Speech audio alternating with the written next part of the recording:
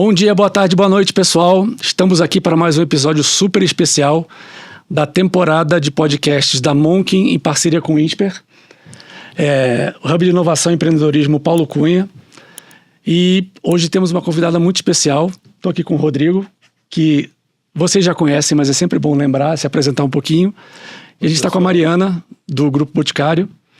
Muito prazer, muito obrigado de estar por aqui. Prazer é meu. Por favor, você começa e depois a gente passa a palavra para a nossa convidada. Bem, eu sou o Rodrigo Amantea, do Hub de Inovação e Empreendedorismo Paulo Cunha, do INSPER. A gente está com uma convidada super especial aqui hoje, que é a Mariana, parceira nossa da escola. E vamos falar mais uma vez aí dessa conexão entre inovação e ESG. Bem-vinda, Mariana.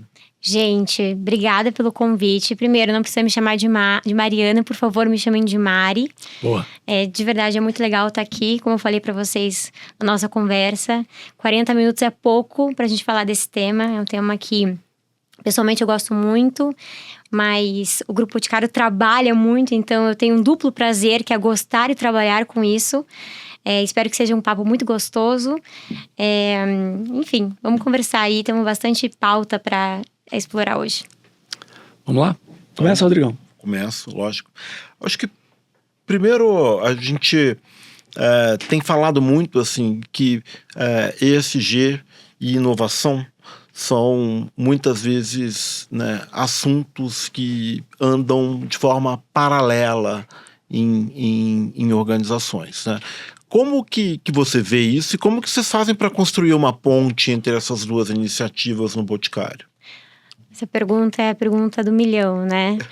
Mas eu acho que a primeira coisa é que ela não pode andar de forma paralela. Acho que inovação ela é alavanca para ESG.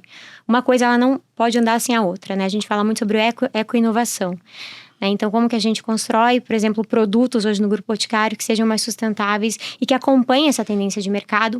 E não só quando a gente fala em meio ambiente, mas também o que o consumidor espera do Grupo Boticário, né? Espera das empresas de varejo, das empresas que produzem realmente produtos. Então, hoje no grupo a gente tem, obviamente, uma área de ESG corporativa, que a gente tem uma estratégia transversal, né? Então, isso é muito importante, porque a gente vai olhar o todo 360, né? Uhum. Desde o início da cadeia até o final, a ponta, né? Ali a loja.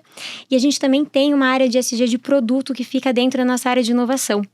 E a gente está 100% conectado a eles, né? Então, a gente tem, por exemplo, um gerente que cuida de ESG de produto, que é meu par, e que a gente está o tempo todo entendendo como que a gente vai plugar isso na estratégia do negócio.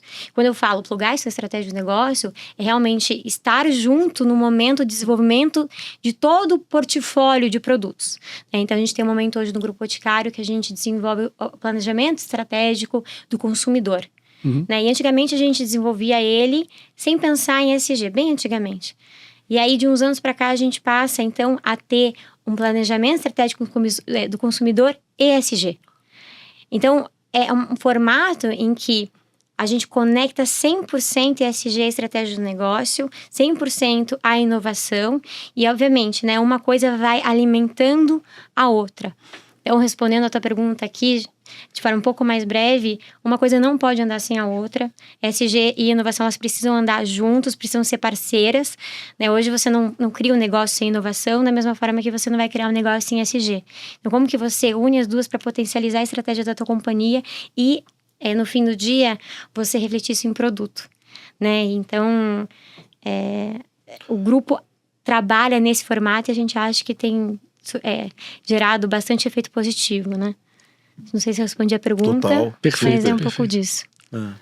Tem uma questão interessante, né? Que é como conscientizar a empresa da importância do ESG, sabendo que é uma construção de longo prazo, é uma cultura que tem que ser mudada e incutida dentro de cada cabecinha para poder trabalhar junto em prol do projeto ou do senso de ESG. Perfeito. Como é que vocês fazem isso lá no grupo? Para fazer com que as pessoas comprem o projeto e trabalhem juntos? Acho que O grupo, ele tem um contexto muito favorável nesse sentido. A gente é uma empresa que tem um DNA que olha para a sustentabilidade. Uhum. Então, desde 1990, a gente tem uma fundação, Grupo Boticário, de conservação à natureza, que olha para a temática ambiental de forma muito genuína, né? A gente brinca que tem uma história do Dr. Miguel, nosso fundador, que ele fala que ele queria plantar uma árvore para cada frasco de perfume vendido. Não sei se exatamente aqui, ipsis litteris, o que ele falou, mas essa era a vontade dele. E com isso nasceu a Fundação Grupo Boticário. Você vê o quão genuíno e quão está no nosso DNA a gente olhar para essa temática, principalmente ambiental aqui. E quando você olha toda a jornada do Grupo Boticário, você vê que sempre com o crescimento do negócio, então com o crescimento da marca, né? Primeiro o Boticário, depois a gente formando um grupo Boticário com várias marcas e negócios embaixo, sempre houve também um crescimento da temática de ESG. Então, quando a gente olha para a cultura do grupo, sempre foi muito fácil a gente falar com o nosso colaborador. A gente tem uma das nossas essências, que é o sucesso responsável. Né, que a gente quer crescer de forma responsável, que a gente quer realmente crescer num formato onde a gente tem o máximo de impacto positivo e o mínimo de impacto negativo. E aí as essências norteiam a estratégia da companhia, inclusive o formato que a gente faz as contratações, o formato que a gente toma as decisões. Então, para o Grupo Boticário, eu vou falar assim, é mais fácil por conta de todo esse contexto, mas de volta, são 20 e tantos anos de jornada, né? E hoje, como que a gente busca fortalecer isso, né? Então, obviamente, ter uma área de ESG corporativa dentro da estratégia de negócio é muito forte. Então, um dos nossos pilares de negócio, junto com todas as métricas, por exemplo, financeiras, a gente tem um pilar de ESG. Quando você vai olhar, né, muitas vezes as empresas acabam não priorizando o pilar de ESG dentro da casinha estratégica, e hoje a gente tem um pilar de ESG que tem, né, dentro da metodologia de OKR, metas a serem cumpridas, objetivos a serem cumpridos, e esses objetivos e metas, eles são permeados em toda a companhia. Então, hoje eu sou líder de um dos chapters ali, né, de um dos QRs estratégicos, e eu sou responsável por ter corresponsáveis de outras áreas para elaborar as iniciativas que entreguem as metas de sustentabilidade. Isso é uma forma da gente co-construir e conectar, né, toda a companhia. Além disso, obviamente, né, aí a gente tem ações mais pontuais. Então, a gente bate muito na tecla sobre as temáticas, então é uma temática que está realmente na boca de todos os nossos líderes, nossos vice-presidentes, eles falam sobre essa temática, o nosso fundador, né, o nosso presidente do conselho, o Arthur, eles falam sobre essa temática, você vê que eles priorizam isso. Mas ainda assim, a gente tenta no dia a dia, por exemplo, dar treinamentos para os colaboradores sobre a temática. A gente não pode entender que todo mundo sabe o que a gente sabe. Delegar, né? Exatamente. A gente precisa... A responsabilidade. Exatamente. A gente precisa chamar eles para nossa lupa. Né? Às vezes a gente vai falar sobre temas técnicos, eu estava comentando até com as meninas antes da gente chegar aqui. Como que a gente aprende ESG? ESG é muito difícil você andar, eu acho que é impossível você andar sem a parte técnica do ESG. Inclusive, a gente tem aqui uma metodologia de se basear na ciência para tomar decisões e tudo mais, né? Não fazer promessas vazias, fazer promessas baseadas na ciência. Mas também eu não posso ficar num lugar etéreo, né? Onde eu não vou aplicar isso dentro do negócio. E para eu poder aplicar, eu preciso ensinar as pessoas o que é isso, explicar conceito, tangibilizar no dia a dia. Então, a gente tem treinamentos para os colaboradores, a gente tem um canal muito aberto com os colaboradores e uma cereja do bolo é que hoje a gente tem metas de ESG atreladas à remuneração variável de toda a liderança. Isso é muito legal. Né? Então, a gente tem metas de resíduos sólidos, né? Então, toda empresa existe uma responsabilização, né? Todo mundo precisa, de forma colaborativa, alcançar essas metas, porque todo mundo tem interesse, né, em alcançar. Para alcançar, as pessoas precisam entender. Então, a gente volta e meia atende pessoas tentando entender o que é essa meta de resíduos, como que eu reduzo aqui na minha área para poder realmente contribuir para a meta, como que eu reciclo, e metas de diversidade também. E isso fez com que a gente criasse uma conexão com os colaboradores muito maior, até de interesse, obviamente. Mas eu brinco, né? Obviamente que esse tem que ser cultura, mas às vezes a gente tem que sim conectar a metas financeiras, porque tá todo mundo interessado nisso, né? Não vamos fingir que isso não é verdade, né? Então vamos realmente tangibilizar isso no formato que a gente acredita que pode ser mais efetivo. nessa minha passagem por inovação e o mercado, o ecossistema, os grandes projetos de grandes empresas que funcionaram, as métricas, os KPIs estavam no bônus dos executivos. Porque só funciona se você ligar.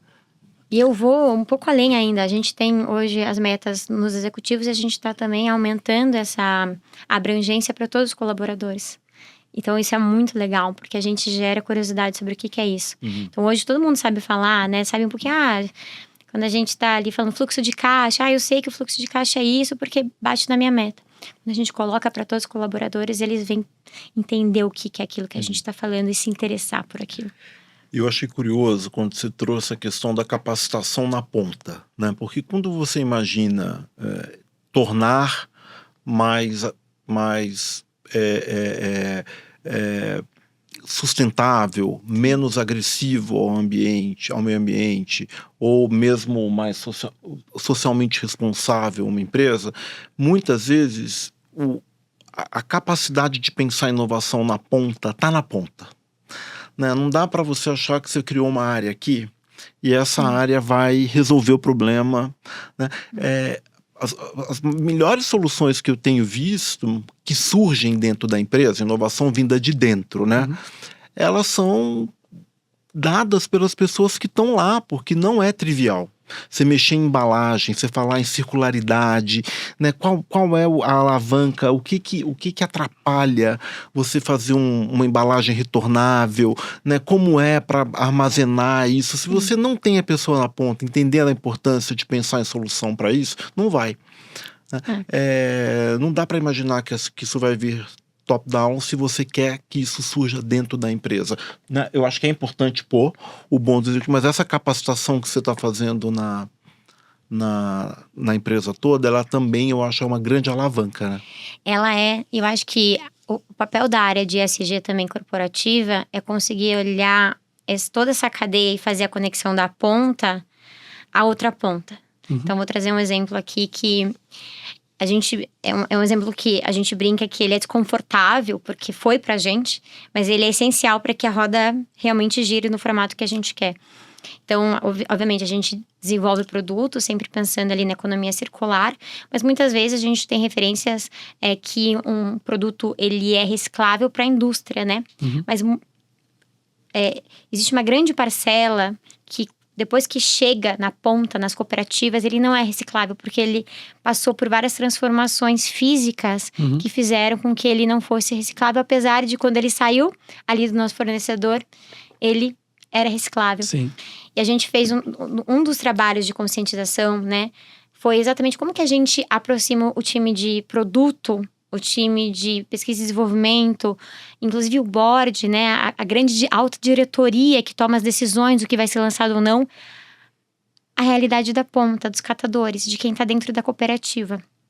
A gente fez, então, a gente gravou um vídeo de uma das líderes de uma dessas cooperativas, ela explicando para esses diretores, para esses colaboradores, o que era reciclável e o que não era reciclável. E aí eu lembro que foi um vídeo super impactante, porque a gente não imaginava aquilo. Muitas vezes a gente tava... Obviamente sempre tem a melhor das intenções, eu acho que é importante a gente frisar isso, né? Tem a melhor das intenções, a gente quer sim fazer o produto mais reciclável, com melhores atributos de sustentabilidade, mas muitas vezes acaba que quando vai para a realidade, ela é diferente. E é importante que a gente encare a realidade. Né? Então, a área de ESG, junto com o time de P&D e de Segurança do Trabalho e Meio Ambiente, criaram esse vídeo para conseguir conscientizar e explicar. Gente, não adianta a gente só ficar no formulário ali, né, na bula do produto. A gente precisa ir na ponta para entender se isso realmente está acontecendo. Isso foi uma revolução ali dentro do time de desenvolvimento, do time de categorias, até pra gente de ESG, né? Foi muito importante ter aquilo. Como eu falei, a gente sempre tem a melhor das intenções, mas é importante que a gente sempre traga esse olhar.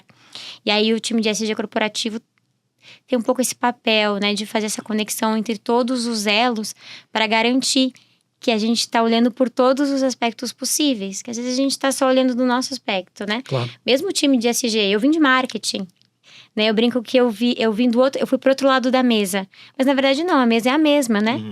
É o mundo. Lógico. A mesa é a mesma. Então, quando eu trabalhava em produto, Obviamente, a gente sempre tem, a gente quer construir, desenvolver o melhor produto, e a gente brinca, mas às vezes é difícil colocar atributos de sustentabilidade. Mas quando se une, aí a gente chega na melhor solução, né? Mas é importante olhar o todo e ouvir todo mundo, né? Ouvir. Até quando você pensa como marca, né? Trocando um pouquinho aqui, aproveitando o gancho que você falou que você veio de marketing, né? A gente estava conversando no café aqui antes sobre isso, né? Como que uma marca, né, ela se mantém forte e atraente, né, atrativa, num mundo que está mudando, né? Porque o ESG é um driver de mudança importantíssimo, né? E quando a gente ouve, eu queria saber se você acha verdade ou mito, né? Tá bom. Fala-se muito que as novas gerações têm até maior consciência social e ambiental, né? Ou seja, atributos sociais e atributos ambientais relacionados a marcas são drivers de escolha dessa geração mais jovem. Eu tenho lido muito isso, né? Muitas vezes assim com alguma pesquisa sustentada em algum mercado, né? Essas pesquisas elas vão acontecer normalmente de forma mais localizada, né? Fiz a pesquisa no mercado europeu, né? Eu acredito que o grau de sofisticação e de evolução do mercado interfira, né, nessa escolha, com certeza, né? Porque agora eu queria sua opinião, assim, né? Porque eu acho que isso é um grande conector com o negócio, né? Se o seu cliente quer, se o seu cliente valoriza, ele vai levar isso em conta. Você enxerga isso? Verdade ou mito?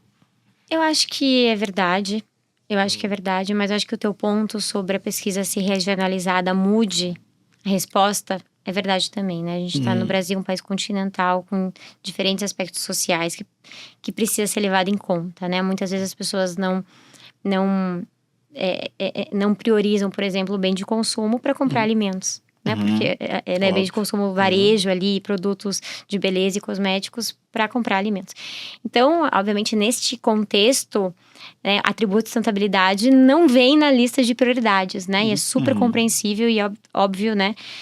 Isso precisa ser levado em conta. Mas eu acho que sim, acho que a gente está vindo numa geração onde se fala mais nisso. Então, se a gente for fazer uma pesquisa e perguntar o que é sustentabilidade, não vou nem entrar em ESG aqui, né? Porque ainda eu acho que ESG é uma palavra mais complexa, né? Enfim, siglas mais complexas. Mas sustentabilidade, 30 anos atrás, uma grande maioria das pessoas não iam saber responder o que era. Hoje, quando a gente senta e pergunta, uma boa parte já entende o que é sustentabilidade. Então, talvez não exista uma resposta certa aqui de falar eu acredito ou não. Eu acho que sim, eu acho que é muito importante que as empresas acompanhem uma tendência de mercado onde o consumidor sim olha para isso. Onde sim, a gente precisa inclusive ser transparente quanto às nossas ações para responder ao consumidor, mas também, obviamente, para a gente ser fiel àquilo que a gente prega, né? Então, acho que vai vir uma geração que vai olhar para isso. Acho que no Brasil ainda existe uma roda que precisa dar uma girada para acontecer. Mas também eu acho que é muito importante que as empresas falem sobre isso e não esperem só que isso venha ativamente das novas gerações, né? Então, eles comuniquem o que é isso. Quando a gente coloca, por exemplo, atributo de sustentabilidade de produto, a gente comunique isso. O que isso significa? A gente também pode ser proativo nesse sentido de conscientização, né? Não só esperar que isso venha do consumidor, esse entendimento. Então, acho que nesse formato, vai ser mais nesse formato, onde a empresa fala mais sobre a temática, também conscientiza, o consumidor também busca, e assim as coisas vão caminhando. Mas de volta, é regional, né? Entendo que na Europa, talvez, em alguns lugares, existem os early adopters, né? Que a gente chama, que são as pessoas mais ligadas a isso. Mas de volta, né, gente? Sendo muito realista, às vezes acaba tendo outra prioridade e é muito normal isso. Acho que completamente realístico que a gente pense que atributo de sustentabilidade talvez não venha da prioridade de quem está comprando produtos, né? Tem uma fusão aí uma junção de gerações no que você falou também. Sim. Porque a geração mais antiga, vou dizer assim, tem pouca consciência sobre o ESG, sustentabilidade, Sim. mas já criou um modelo de gestão para negócio e implementações de uma forma estruturada. Sim. A nova geração tem incutido dentro do DNA deles a sustentabilidade e o ESG. Sim. Só que eles não têm a modelo de implementação e de como fazer as coisas acontecerem. Sim. Então, uma geração entender a outra Perfeito. e se conectarem, por mais difícil que pareça, porque é um choque de culturas, de Sim. gerações, eu acho que é um desafio legal que eu tive de insight aí, se eu entendi direito o que você falou, Sim. bem legal. Um pouco do que a gente estava falando, né? Eu acho que talvez vá pegar uma geração que se desafie e que desafie as empresas a mudarem. E aí, ao mesmo tempo, a gente vai ter, bem como você trouxe, talvez as pessoas que já experienciaram isso na prática. Uhum. E aí vai fazer uma junção de alavanque. Eu posso ser uma otimista, a última das otimistas, a última das românticas, mas eu acredito muito que a gente brinca que os especialistas falam que a ESG tem que acabar. Eu acho difícil isso acabar, mas eu acredito muito que a ESG passe por um lugar nas empresas, quase que não vou nem dizer obrigatório, mas faça tão parte da cultura que de repente não precise mais de uma área de ESG para Orgânico, né? isso, que seja orgânico, né? Que tenha quase que uma decisão sobre ESG em cada área do negócio, né? E esse é, obviamente, né? Talvez seja o tópico que eu tô falando, mas eu acho que é o formato que a gente tem que trabalhar. Porque senão o ESG sempre vai estar separado das tomadas de decisão e também, né, da atividade diária, do tático ali, de como a gente vai fazer isso acontecer. Uhum. Enfim. Tem o sumir, desistir e tem o sumir, se integrar. Sumir, eu de acho integrar. Deixa eu só aproveitar aqui Vamos começar a colocar inovação na roda aqui. Vamos. Da mesma forma que a ESG tem um desafio cultural, Sim. inovação também tem um desafio cultural. E uma forma de juntar os dois mundos é que um provoque o outro.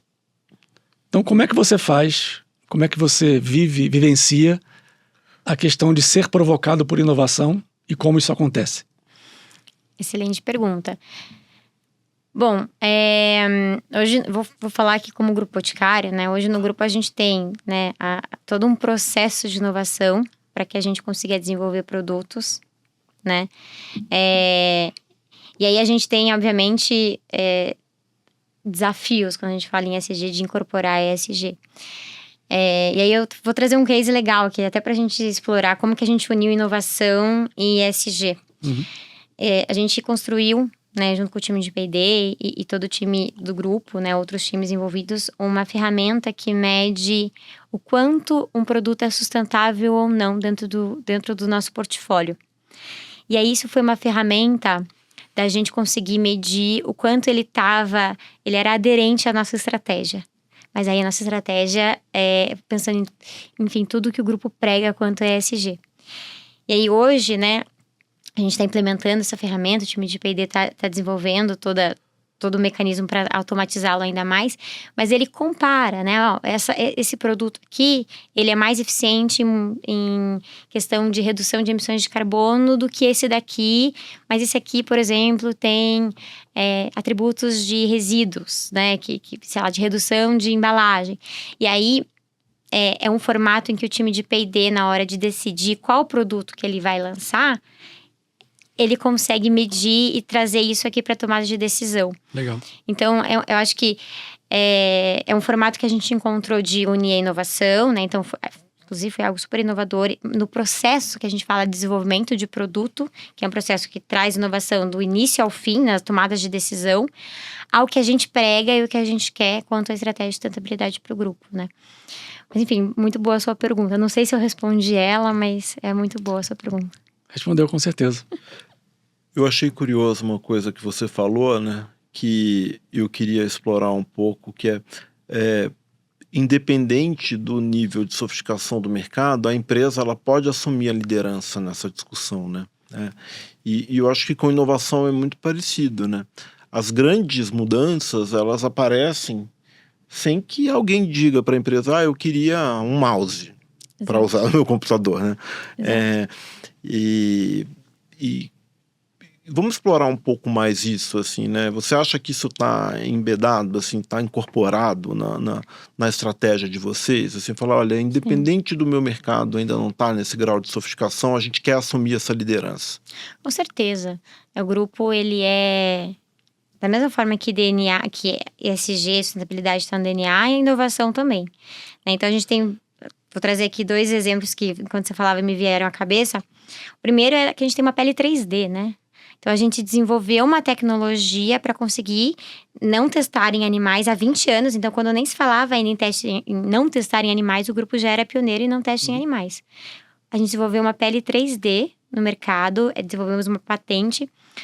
Quando poucos consumidores ainda questionavam, hoje está muito em voga, né? Acho que grande parte das marcas não testam, mas a gente desenvolveu isso dentro do nosso laboratório em São José dos Pinhais.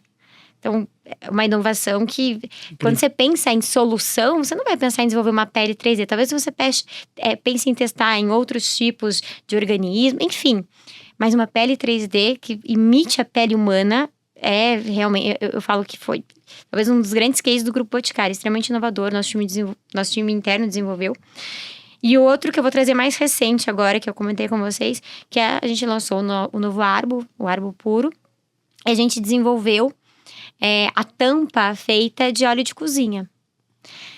O nosso consumidor jamais ia falar, eu queria que vocês desenvolvessem uma tampa Mas surgiu a oportunidade de a gente inovar. A gente entende que isso tem aderência ao que o grupo pega como sustentabilidade e que foi uma grande inovação, né? Porque eu posso até ser leiga aqui em P&D e tal, em desenvolvimento de produto ali, mas eu não olho o óleo de cozinha e associo que isso poderia virar uma tampa de polipropileno e isso ser reciclável e fazer também para o meio ambiente. E como que eu vou unir as duas coisas, né? Então, de volta, você inova e você desafia, mesmo que o mercado não exija você a chegar num nível de inovação tão grande para que você seja genuíno quando a gente fala sobre sustentabilidade.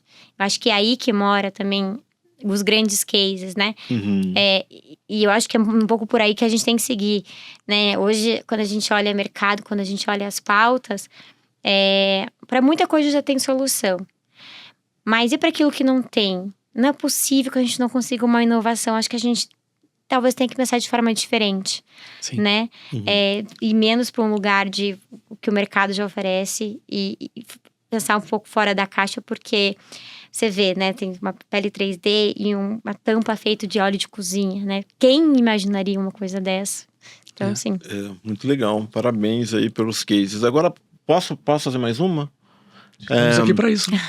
Quando você fala, tem muita coisa aí já sendo desenvolvida, isso é muito interessante também, porque eu acho que é um outro grande ponto de debate na inovação, né? Inovação vinda de dentro, a gente desenvolveu com P&D a nossa pele 3D, né? A gente fez uma tampa e tal. E como é para vocês conectar com algo que já está desenvolvido fora? Open Innovation, inovação aberta, né? Como que é isso para vocês e como que vocês conectam isso com o ESG? Na ponta da minha língua isso. Perfeito. Pensei Tá vendo? A gente já está transmitindo integrado, exatamente. Sincronicidade. Exato. Tá 100% conectado com... Inclusive tem uma área chamada inovação aberta dentro do Grupo Boticário, né? Que eles captam, fazem, enfim, captação, né? De empresas e aceleram empresas que nos ajudem a cumprir os nossos desafios. A gente faz aceleração, né? Também da parte de tecnologia para empresas, startups. Então, hoje é uma área... Existem várias áreas, na verdade, que lidam com isso, né? Uma focada em tecnologia, outra focada em desafios. Em 2020, como a gente comentou, né, a gente lançou o chamado 2030, que era para nos ajudar num dos nossos desafios quanto aos nossos compromissos. Então, o grupo, ele tem, né, como princípio a colaboração. E eu acho que, mais do que a colaboração, é como a gente, como Grupo Boticário, desse tamanho, a gente consegue alavancar também outras empresas e outras pessoas que tenham ideias inovadoras e que a gente consiga transformar isso numa rede, que a gente busque resultados, né? Então, como eu falei, a gente lança os programas, mas a gente tem isso como área dentro da empresa, né? Que faz com que a gente consiga, de fato, ajudar, acelerar, estar junto, conseguir captar novas ideias. E aí acontece diversas vezes ao ano também, né? Com desafios diferentes. Então, enfim, eu acho que é um formato que é essencial hoje para o grupo, né? Para ele ser como ele é, a gente brinca que o grupo é uma love tech, né? Que a gente olha muito para tecnologia, que a gente olha muito para aceleração. É o formato que o grupo respira. Isso, né? É muito normal as empresas olharem para dentro, né? Muito. Quando você entende que você pode demorar muito para desenvolver alguma coisa. Sim. E que você tem que olhar para fora para trazer alguém que tenha uma expertise maior que a sua naquele determinado tema, isso é inovação aberta, isso é uma empresa com cabeça aberta, e a gente vê cada vez mais empresas seguindo para esse caminho, que eu acho muito valioso. Você até estava contando um case de uma empresa que veio de uma startup que chegou para resolver um problema de vocês. Isso. Qual que era? A Green Mining. Em 2021, a gente tinha um desafio da cadeia de vidro. Uhum. Então, a gente precisava desenvolver a cadeia de vidro para trazer mais vidro, para a gente inserir dentro dos nossos produtos. Uhum. Hoje, a cadeia de vidro no Brasil ela é complexa. A gente queria um projeto, então, que causasse impacto ambiental, que a gente conseguisse recolher esse vidro, que causasse desenvolvimento de cadeia, né? Então, gerasse realmente toda a cadeia no Brasil e que causasse impacto social, né? Causasse impacto social positivo, porque a gente tem aí todos os nossos catadores dentro desse ecossistema que é a logística reversa no Brasil. Perfeito. E de volta, né? A gente poderia colocar todo mundo ali dentro de uma mesa e muitas vezes a gente tá viciado no pensamento. E a gente fez uma conversa com o Rodrigo da Green Mine, nosso grande parceiro. Rodrigo, a gente tem um desafio pra você. Não Mais foi... um Rodrigo. Mais um Rodrigo, gente. nome... Rodrigo tem potencial, gente. Tem futuro. Quando tiver filho, de repente, eu já sei que dá certo. Como diz uma amiga, nome é augúrio. Você coloca o nome... Isso, gente. Vai. Já tem bons exemplos, evidência aqui, prática. E aí, a gente lançou esse desafio pra ele na conversa. Que como se a gente estivesse conversando aqui. Será que a gente consegue, Rodrigo, esse desafio? E a gente lançou um projeto com ele, que é a Estação Preço de Fábrica, que hoje ele já tem mais 6 pontos espalhados pelo Brasil, né? Onde os catadores conseguem levar os seus resíduos. A gente conecta eles diretamente com os nossos fornecedores. E aí, faz com que o valor que eles recebiam que eles recebiam aumentasse muito. Então, se eles recebiam, vou dar aqui um valor fictício de 8 centavos, eles passam a receber em torno de 64 centavos, né? Isso vai mudando, obviamente, com o mercado. Muda a vida de um catador, né? Muda a vida, eu acho que e valoriza um profissional tão importante no mercado. E aí também a gente consegue recolher o vidro, que hoje, né, muitas vezes o vidro vai, por exemplo, para o fundo do mar. A gente brinca, né, o plástico ele boia, você enxerga o plástico ali, você sabe o tamanho do impacto. O vidro não, ele afunda. Então você não tem nem ideia o quanto de vidro que tem ali no oceano. E ainda a gente consegue desenvolver essa cadeia porque a gente consegue, junto com os nossos fornecedores, de volta, a colaboração que a gente falou no começo. Sim. É essencial. Não existe inovação e ESG sem colaboração, né? E você conecta, então, nossos fornecedores a esse vidro que eles também têm interesse para produzir novas embalagens que são feitas de vidro reciclável. Então, foi uma ideia inovadora numa conversa aqui que a gente teve. Rodrigo, a gente tá batendo cabeça, a gente precisa disso aqui. Ele topou, porque ele é uma pessoa supervisionária também. Teve uma empresa, né, que acreditou também, né? A gente conseguiu e ainda consegue financiar esse projeto. E aí, a gente tá indo super bem, né? Acho que é um bom exemplo, uma evidência de volta, né? Colaboração, inovação e ESG, eles são uma tríade perfeita. Uma coisa só, né? Uma coisa muito interessante que você falou, essa questão da colaboração, né? Eu tenho visto cada vez mais em projetos que a gente vê nascer de inovação lá no Hub, que às vezes a solução, primeiro, muitas vezes passa pela ponta. Precisa ter alguém da ponta que tem o clique, que a pessoa está enxergando o problema acontecendo ali. Sim. E invariavelmente uma necessidade de você trazer ou um fornecedor ou um cliente para parceria. Eu vi um projeto muito interessante ser implementado recentemente que assim, basicamente era dar acesso ao fornecedor ao seu cliente. Então, você tem um fornecedor que de bobina. Se o meu fornecedor acessar o site do cliente, eu consigo fazer essa inovação acontecer, né? E a gente vive muito isso, né? Nos nossos ecossistemas, Sim, assim, sim. né? Como que essa colaboração, ela para criar projetos impactantes, né? Ela é fundamental. Eu tô adorando esse papo. Não. Estou preocupado com o time com o voo da Mari. Então, Ai, mas meu Deus. vamos partir Você que manda. pros finalmente. Seu chefe. Só para... Tem 3 pontos que a gente falou aqui. Sim, Inovação, ESG e marketing. sim. Que as coisas juntas, você consegue trabalhar ESG bem, trabalhar inovação bem e contar Sim. para todo mundo. Perfeito. Que isso faz a palavra chegar para todo mundo, O que tá acontecendo, né? não é? Tem produtos que vocês lançaram recentemente, como o perfume com Com da o Baía do Headspace. Guanabara. Aham, Então conta um pouco pra gente claro. o que a gente vai ver por aí, o que a gente está vendo por aí, foi um projeto tão legal que foi pra rua Claro. a partir do ESG e da inovação. Super. Como eu falei, essa é uma semana muito boa de falar de produto e inovação no grupo, porque a gente lançou várias monte. coisas legais de se contar. Mas na semana passada a gente lançou o Extinto, que é uma fragrância do Grupo Boticário, né? Uma fragrância lançada pelo Boticário, uma das marcas do grupo, que a gente fez, que é uma tecnologia super inovadora, né? Eu tô aqui como SG explicando P&D, então vou tentar ser didática aqui na palavra, mas basicamente a gente conseguiu extrair de regiões da Baía da Guanabara que estavam poluídas a fragrância disso. Uhum. E aí a gente faz um comparativo, a gente consegue extrair também de locais que estão preservados e mostrar para o consumidor, enfim, né, para quem estava inclusive no evento do Extinto, a diferença dessas duas fragrâncias.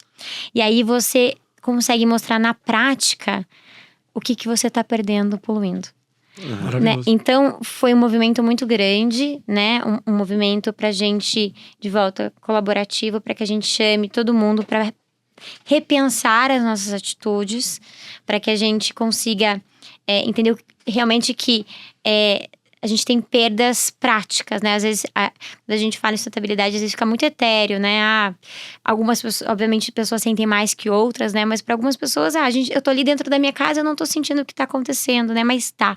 As secas estão acontecendo, as enchentes estão acontecendo, as queimadas estão acontecendo, as fragrâncias, os odores, eles estão sendo perdidos, né? Então é ruim e a gente se acostuma E com o a ruim. gente se acostuma com o ruim. Pior ainda. Exatamente. Então, Poluição, né, gente? exato. Um negócio, tipo assim, que... Exatamente. a gente se acostuma, mas Se assim, quando você fica fora um tempo e volta para um lugar poluído, você percebe, né? Ir pro poluição campo e voltar sonora, pra cidade. A Perfeito. gente mora em São Volta Paulo, pra- sair de São Paulo e voltar para São Paulo. Volta, no dia que Exato. você chega, você fala, opa, voltei. Exatamente. Tirei esse. E eu acho que... E aí, infelizmente, a gente esquece dessas coisas, né? A gente só lembra quando acontece. Então, o Extinto, ele veio nesse lugar, né? Obviamente, também, para lembrar tudo que a Fundação Grupo Boticário tem feito na Baía de Guanabara, né? Também com as entidades em volta. Mas para chamar, né? As pessoas, os consumidores, enfim, parceiros para isso. Outro projeto nosso que a gente tem muito orgulho também, né, que a gente lembrou durante o Extinto é o Bote Recicla, que é o maior programa de logística reversa do Brasil em pontos de coleta no mercado de beleza. Então, de volta, quando a gente ainda nem falava em logística reversa no Brasil, em 2006 a gente lançou o Bote Recicla. Então, em qualquer loja que vocês forem do Boticário, vocês vão ter uma urna onde vocês podem deixar produtos de beleza, higiene pessoal e cosméticos. E não precisa ser só da marca, o Boticário, ou das marcas do grupo. Pode ser de qualquer marca do mercado. De volta, Colaboração de inovação novo, né? e colaboração.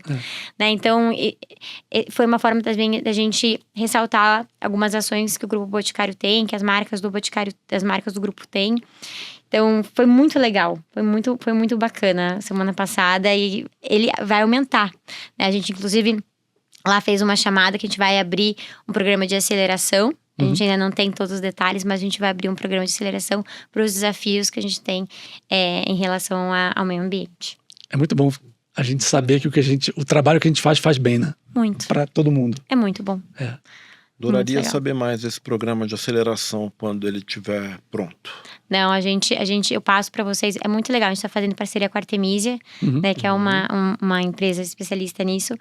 E a ideia é ali para março a gente já solta um pouco mais de informação para a gente chamar as empresas a participarem. Mas eu acho que foi um chamado muito bacana mesmo.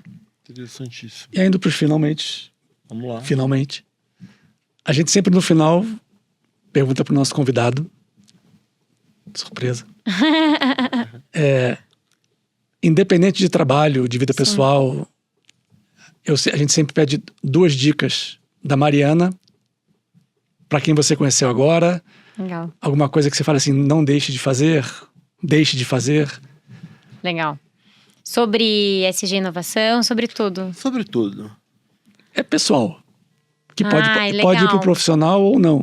Se estiver relacionado com o tema, melhor.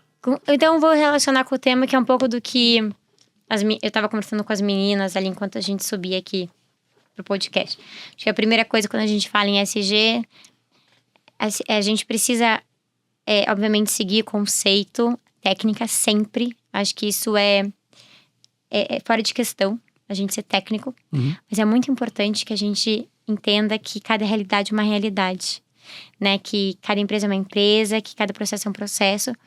E acho que, como você muito bem trouxe, que a gente escute a ponta, que a gente saiba escutar as áreas que estão envolvidas nessa cadeia, que a gente saiba escutar quem está envolvido, porque senão vira só tese, né? Vira só tese. A gente precisa saber aplicar isso. Para a gente aplicar, a gente precisa ouvir, a gente precisa conhecer todos esses elos. Senão, isso não vai para frente, isso não fica aplicável. E agora eu vou dar uma pessoal minha. Há 10 anos atrás, quando eu trabalhava em marketing, eu fazia faculdade, inclusive fora, e aí eu lá era muito... Eu fiz faculdade na França e lá era muito simples, ESG, a gente se falava bastante. Na época, eu já pensava em trabalhar com marketing, com ESG, com sustentabilidade, mas ainda estava em marketing. E aí eu fiz alguns cursos. E aí eu falei pra mim mesma, não, um dia eu vou conseguir trabalhar com ESG, um dia eu vou conseguir trabalhar com sustentabilidade. Demorou 10 anos, mas aconteceu. Então, eu diria para as pessoas, acreditem muito naquilo que vocês almejam, estudem para isso, né?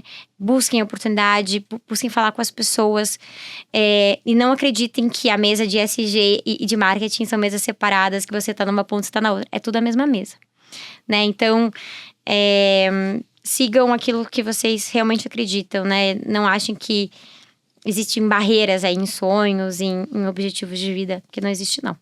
Tá tudo, Legal. Vamos estudar. Maravilhoso. Eu acho que ESG é propósito, né? É propósito. Tá acima de projeto, de área. ESG ela é uma decisão, né? Pra mim, ESG é uma decisão. É por isso que eu falo, gente, ESG tem que ser decisão de negócio. A gente tem que parar de colocar ESG como algo separado e passar a colocar como decisão de negócio. Então, assim, e eu falo, eu sou muito privilegiada em trabalhar com que eu sou completamente apaixonada. Mas, de volta, não adianta eu também só viver num mundo romântico. Eu preciso colocar isso na prática. Às vezes dói, né? A prática é difícil, nem sempre é fácil. Uma coisa que é importante falar... Se a gente vem falar sobre empresas, a gente vai palestrar sobre a temática, parece tudo muito bonito. A jornada ESG de tal empresa... Gente, agora é muito mais bonito do que já foi. ESG é uma jornada. A gente precisa respeitar isso. E muitas vezes a gente está em diferentes pontos dela. E tá tudo bem. E por isso que a gente precisa falar sobre isso. E também expor dificuldades. Porque nem sempre é fácil. Na verdade... Vamos lá, 96%, 98% não é fácil. E aí a gente precisa explorar também o que não é fácil para mostrar que existe solução. E aí, através da inovação, através da colaboração, a gente chega lá.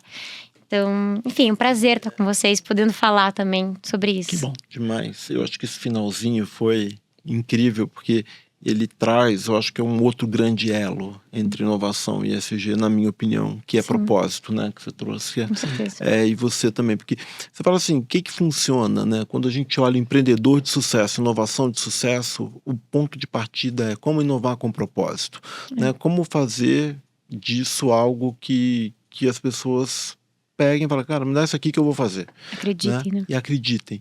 Então, eu acho que é um bom elo, né? Concordo, 100%. Preciso acreditar, precisa gerar valor nisso, né? Concordo, Exato. 100%. É isso aí. Muito bom, excelente. Mari, muito obrigado. Obrigada eu. Foi um prazer. A gente ficou muito honrado com você ter aceitado o nosso convite, de você ter vindo aqui. Agradecer as meninas que vieram com você também, que ajudaram muito a gente nesse momento especial aqui. Queria agradecer em nome da Monkin. Posso dizer que posso agradecer em nome do INSPER também. E considerações finais? Não, eu que agradeço, gente. Como eu falei, eu poderia ficar horas aqui falando. A gente também. Não existe resposta certa. Acho que aqui é conversa, é um bate-papo, mas eu que agradeço. Contem com a gente, olhem nosso relatório, mobilidadefuturo.com.br também. A gente tem mais informações ali sobre o que o grupo faz, acompanhe as novidades. Eu acho que o grupo, o que eu posso falar é assim, é muito importante a gente ter consistência naquilo que a gente faz. E é muito gostoso estar aqui representando um monte de áreas, um monte de times, um monte de pessoas que acreditam também nisso tudo aqui, né? Que a gente está conversando. Então, eu que agradeço. Muito bom, Excelente. muito bom. Obrigadão. Terminamos aqui mais um episódio do projeto especial do INSPER, Hub de Inovação e Empreendedorismo Paulo Cunha e da Monkin com a Mari. Muito obrigado, até a próxima. Obrigado, pessoal. Curte, compartilha.